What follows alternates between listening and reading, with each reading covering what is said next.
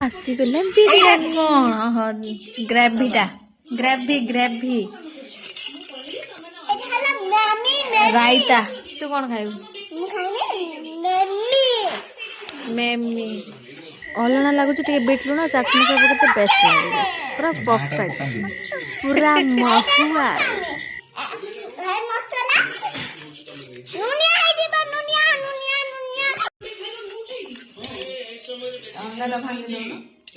ଏମିତି ଦେଖିଲେ ତ ପାଟିରୁ ଲାଳ ବାହାରି ଯାଉଛି।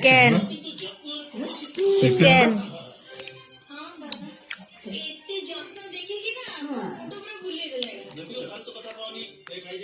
ଗୋଲଗୋଲ ଅଣ୍ଡା ଦେଶୀ ଅଣ୍ଡା ମ